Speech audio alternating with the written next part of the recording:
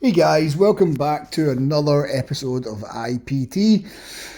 And this week we're talking about weird energy. So, one of the things that makes a personal trainer really successful is their own personality.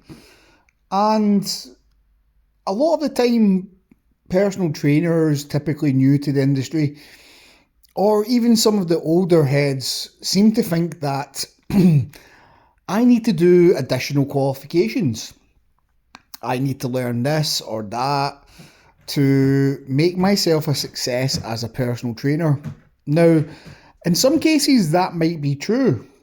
And for instance, if you're working in a gym that's predominantly full of CrossFitters, then you would probably benefit from doing the CrossFit qualification level one, level two. But if you're in a gym that's general population and you've just qualified as a personal trainer, it's much more important to get your personality out to people. It's literally your best marketing that you could have is helping people who are going to be around you or potential customers and letting them know exactly who you are as a person. Because if they're going to be spending time with you, that hour session per week, they need to know a little bit more about who you are. And that's not a bad thing. A lot of new personal trainers tend to shy away from speaking to people. And again, this could just be their own personalities and they are not so used to getting themselves out there. But when I talk about weird energy and like being a bit weird, I'm really talking about allowing people to understand who you are. I've always been a person who has been upfront with clients and potential clients. I used to kick off most inductions to the gym by asking everybody a kind of series of questions so I can get to know them. But then I would also explain to the group that I'm this person, this is what I want to do to help you, and I am real. Here's a little quirk of mine's. And that used to take the form of talking about maybe something about nutrition, if that's maybe the focus of the group, or my own personality about liking films, or just whatever would kind of gain or garner the interest of the group or the people in front of me. Once I then was established as a trainer, a lot of the time my music choices would be a good insight into the weirdness and the weird energy I had. I didn't want to play the same music as everybody else in my classes. So that was a good way to showcase, well, I'm actually a person. These are the kind of things I listen to. These are the things I like. And that helps me bring out my energy. And I think, for the most part, and I know for the most part, that people enjoyed it. And they enjoyed my quirks and they enjoyed coming to train with me or come to a class or have a discussion because it was always a positive thing. There was never really any negativity about it, no matter what the subject we were trying to talk about or train or whatever it was. I always had that energy to be able to take a personal conversation, no matter what we were talking about, that kind of weird energy, and drive the fitness concepts home via those kind of things. Now, as I said just a few moments ago, I'm a little bit of a film buff, a little bit of a film nerd. I like lots of different types of films, but I mean, for the most part, you can say I like sci-fi and action a little bit better than others, comedy and so on. And one of the big movies of the year was Deadpool and Wolverine, and it reminded me of a simple exercise I did with clients, and it was for the tricep muscle. And you'd get a cable stack, you would cross the handles over, you would start with your hands up at your chest, you would stick the bum out a little bit, and you would then open your arms nice and wide, and it would take you into what would look like the Wolverine stance. Now, I could have called that a supinated, cross-handled tricep extension, but instead I used to have a little bit of fun and call it the Wolverine extension. Now, please, by all means, go and try this exercise in the gym if you're looking for something for the triceps. It's a great little exercise. But that was my weirdness. That was the weird energy I used to try create. There was many other things I would do to try have that weird energy. And again, it wasn't me trying to be weird. It was just me trying to be me. So again, when I talk about weird energy, I'm really talking about us being who we are. It brings people around you. It allows people to understand that you're their type of person. You know, from being in a conversation and somebody says something and you can have a little bit of a joke about it, and you understand the kind of maybe short form of quote they maybe have, or like it might be a movie quote, it might be a quote from public speaking or from somebody's favourite reader or a poem. That then helps to bring those type of people to you. That then in turn helps them to become advocates for you and your business. And some of the best personal trainers out there, they've realised that they are their brand, and that you don't have to be a business. Like your face doesn't have to be a business. You can be the business. You embody everything that is about your business. So creating names and logos and so on and so forth doesn't really matter, because what really matters to most people when they're thinking about purchasing personal training is the person who they're going to be working with. So your weird energy is so important. When you really think about it, personal training comes down to the client's belief in what you're telling them. The way you tell a client something is going to matter so much. So when I say to a client, I would like you to try this exercise, and they hate the idea of it, as the personal trainer, as somebody who understands maybe how they move, their physiology, how well they've been doing recently, and a whole bunch of other factors, and I'm recommending an exercise for them, and they don't like the idea of it, but I know the benefits of it, I should be able to garner my weird energy, the relationship we've built, and get them to believe that that exercise is good for them, that they will then come to the belief that it's good for them, and that they will do it with maximum effort and ability. If you don't believe in your personal trainer and you just don't get on with them, you don't connect with that weird energy they have or them as a person, how could I get my client to do things I want them to do when I'm not around? If we're being honest with ourselves, personal trainers tend to see a client once a week, maybe twice if you're lucky. We might see them frequently in the gym and say hi and so on, but we don't technically see them training every single week, every single session. We seem to get one session a week. And to be perfectly honest, that's because that's what people can afford. It's not rocket science. People can only afford that per hour, and that's absolutely fine. So, we need to think, right, is my weird energy, is the person I am good for the person I'm training?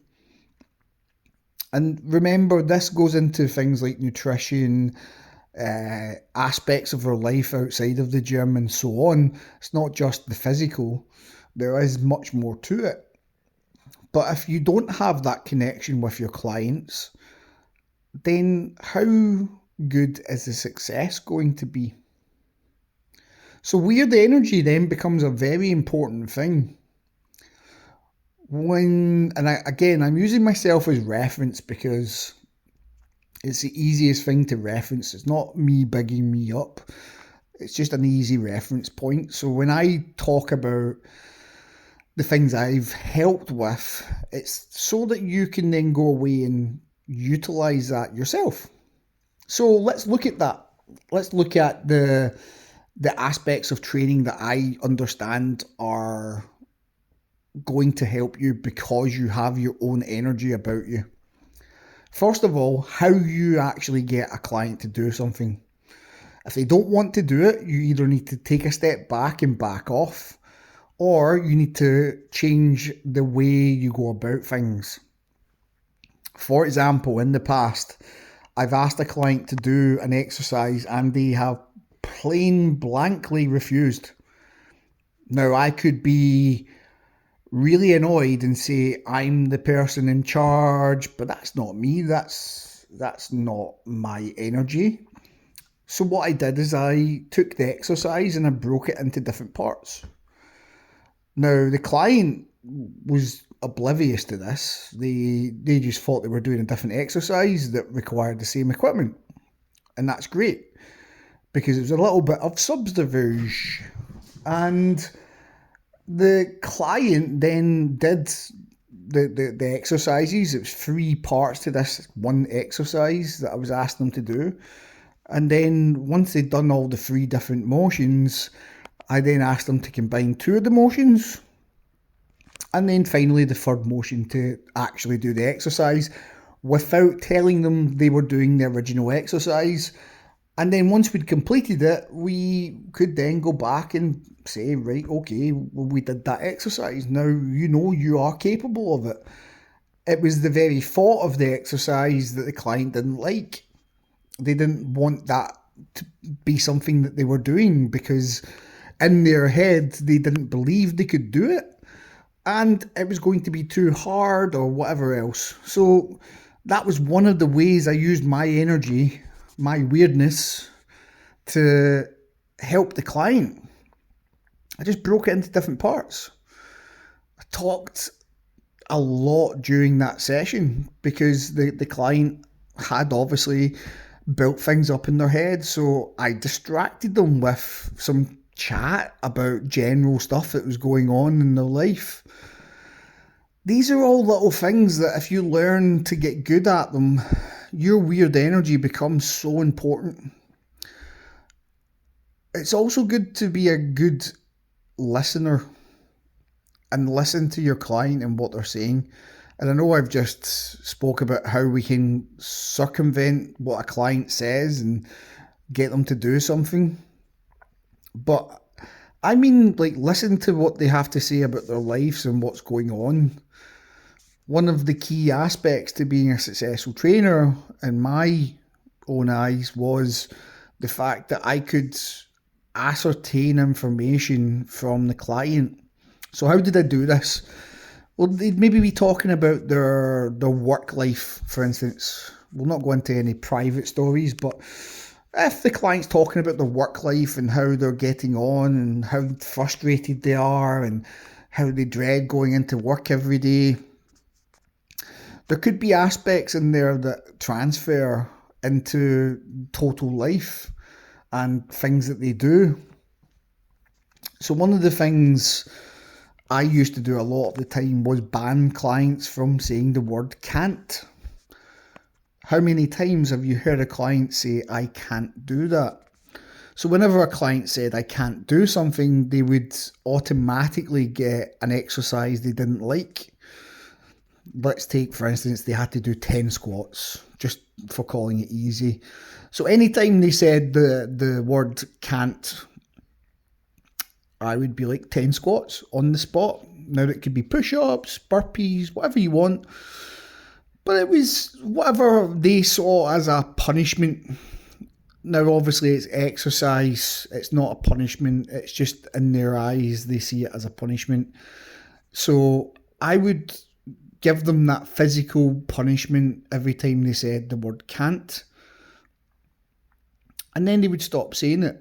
They would stop saying the word can't. They would say, I find this challenging. I find this difficult. I find this hard. But they wouldn't say that they can't do it anymore, which then left the opportunity for them to do it. Now, how does that help at all with their work life? Well, guess what? We say the word can't quite a lot of the time. So maybe your boss is coming into you and saying, can you do this report for me? I would like for you to do this or do that. And you continually say, I can't do that. Or maybe it's something that is beyond what you're capable of at that moment in time. So you use the word, I can't do that. Why not just instead say, I'm going to find out how to do it and I'll do it for you. I might find it challenging, but I'll go find support and I'll get it done for you.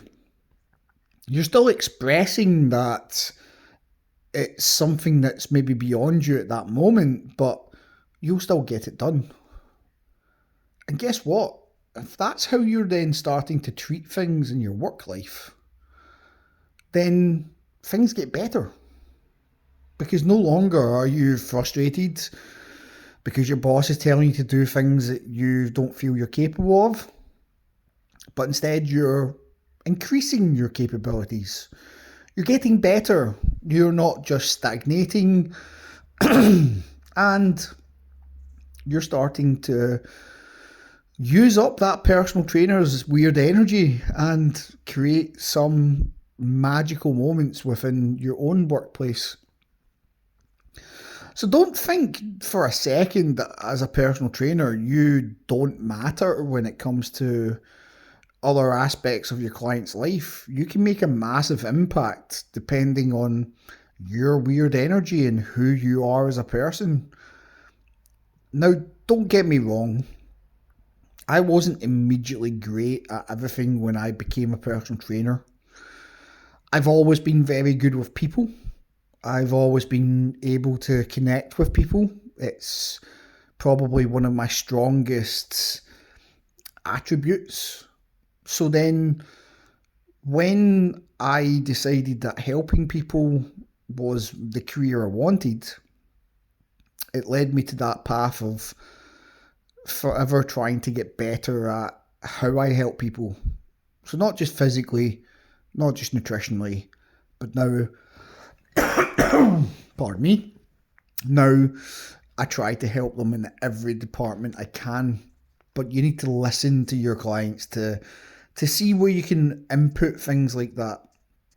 And that little weird thing that I used to do by stopping my clients saying can't, I use that with more than one client. It works. And it works not just in the gym, but in life in general. I even do it with myself. I try not to say the word can't when it comes to doing tasks. Instead, I try to find the solutions, which is why I call myself a fitness problem solver rather than anything else these days. So, weird energy comes in many forms. It's up to you to discover your weird energy It's up to you to discover who you are as a trainer, but don't hide the fact that you've maybe got quirks. Don't hide the fact that you are who you are. It's one thing to be professional with all this, but it's another thing to hide who you are. If you're an avid sports fan, it's okay to discuss sports. If you're an avid film goer, it's okay to discuss films. Even in the professional setting of a personal training job, it's still your job to allow people to understand who you are, understand your weird energy, and ultimately come to the conclusion that you'd be a good person in their life and that's why they should hire you. So hopefully that's been a little bit insightful today. It's not a long podcast today, but at the end of the day, I think sometimes we can suffer from not showcasing who we are, and that's not right. It shouldn't take forever for you to feel comfortable to showcase to clients that you actually are a person. And I think through all the years of training people, through all the years of teaching people, people respect you more when you can be a person, when you need to be, and a trainer when you need to be, not just one or the other all the time. So, until the next podcast, guys, take care. I hope this has been enjoyable, and we will be back soon. Take care. See you soon.